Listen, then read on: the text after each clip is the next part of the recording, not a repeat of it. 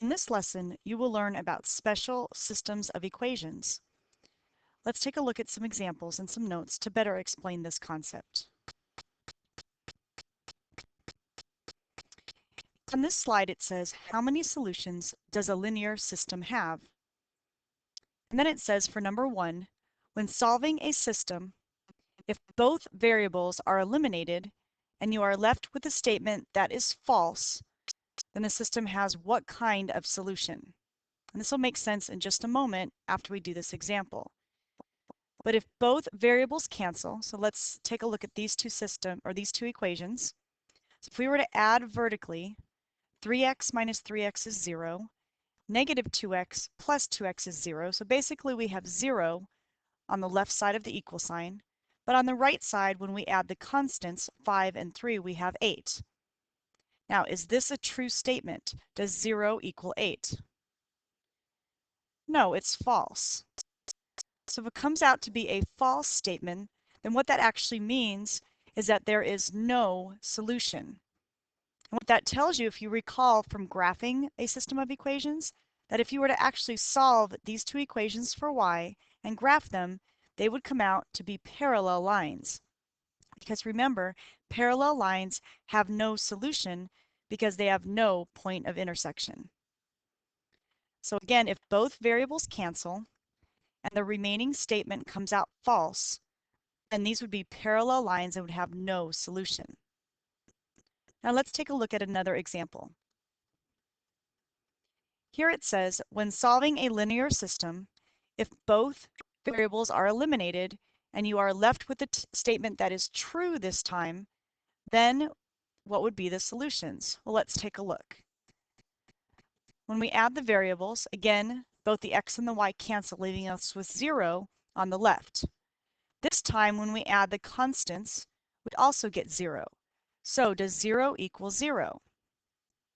Yes, it does. So this would be a true statement.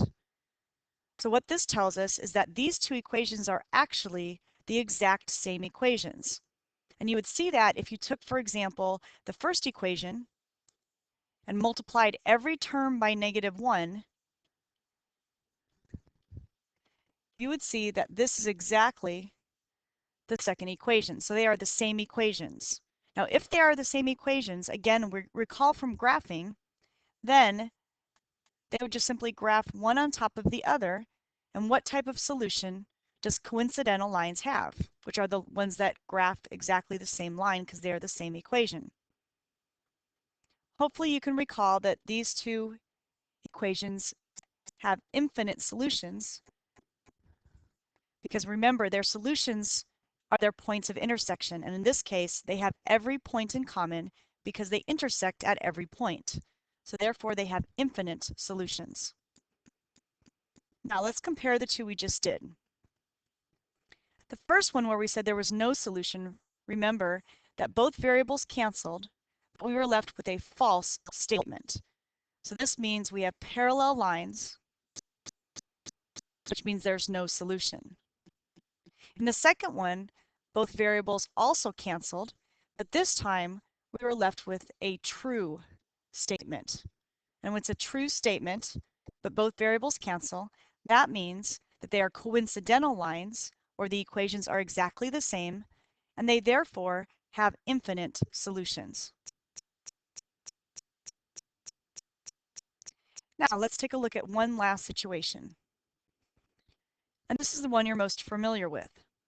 When you're solving a system or a linear system, if only one variable is eliminated, which is what you're used to, then the system of equations has only one solution, which again is what you've been finding. So as we add these variables, the x's will cancel in this problem, but notice the y's do not. And that's what you're used to, and you've always gotten one answer for those problems because there's one point of intersection. So if only one variable cancels, there's only one solution. And if we were to finish to work through this problem and find the solution, when we add the y's together, we would get -1y. When we add the constants, we get 9.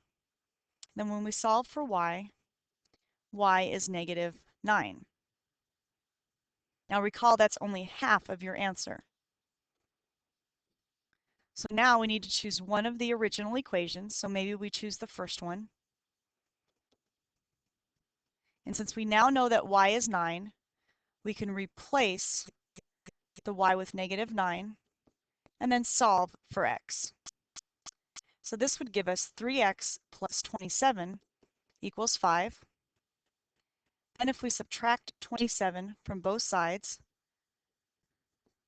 3x equals -22. And then if we divide by 3, we would get -22/3. And that would be our point of intersection if we were to graph these two equations. Now let's look at 3 additional examples and see if we can figure out which one would have one solution, no solution, and infinite solutions. So looking at the first, we're going to have to go through some additional steps to reorganize the equations so that we can cancel out one of the two variables. So if you look at this first problem, notice that we cannot cancel the x's or the y's at this point. So as you've learned previously, we will need to use multiplication to create either opposites for the x's or opposites for the y's to be able to eliminate a variable. So if you look carefully, you could see you could easily make the x's opposites by multiplying by -3. So if you multiply every term in the first equation only by -3, let me draw a line here, our new equation would be -9x minus 3y equals 3.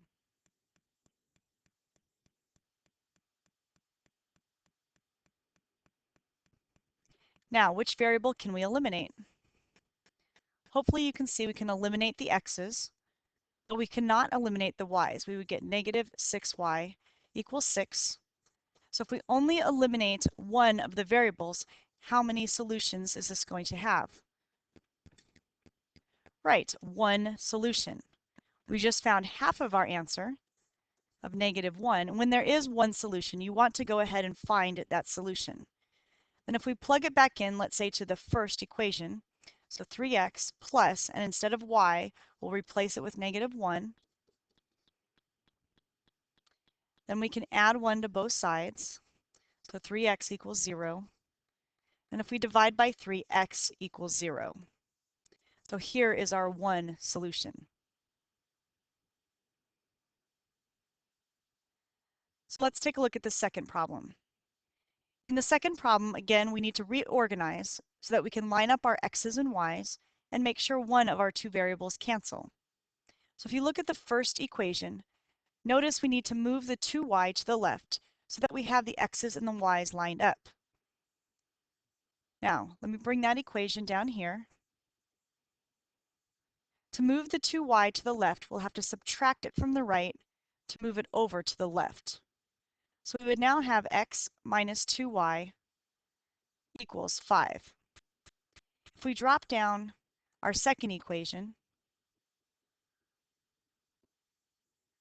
we still cannot cancel one or both of the variables. So we'll need to use multiplication to create opposites to be able to eliminate one of the variables. And I can see real quickly that this should have been a 4y. Okay, so if we multiply the top equation here all by 2, we could then create opposites. So drawing a line here, that would give us 2x minus 4y equals 10. Notice both the x and the y's are going to cancel because they both equal 0. But the constants add up to 12. So do you recall, if this comes out to be a false statement, is it going to be parallel lines or coincidental lines, which means no solution or infinite solutions? Good. This means the lines are parallel, and therefore there's no solution. So again, look at number 1. Only one variable cancels. There's definitely one solution.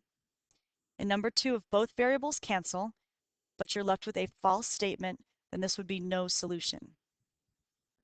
In the last one, in order to create opposites, we could, for example, if we focus on the x's, multiply every term by -2. So let's move our new equation down, giving us negative 4x minus 2y equals negative 8. Now, I bet you thought this one would come out to be coincidental, but it's not. What will this one be? Right, this will come out to be one solution because only one variable canceled. So we would want to go ahead and solve for this. So y would equal 2.